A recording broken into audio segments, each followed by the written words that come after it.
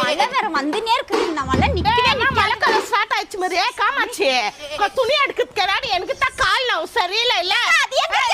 ஜட்டி இது யார் உங்க ஜட்டி இது ஏன் ஜட்டி இது எங்க ஜட்டி அக்கா எங்களுக்கு என்ன தெரியாதா எங்க ஜட்டி இது எங்ககிட்ட இந்த மாதிரி ஒன்னே தலை சத்தியமா அது எங்க ஜட்டி அக்கா அது கால்ல காய் போட்டு போயிண்டேக்கா என்ன அக்கா இப்படி பயசின்கற நீ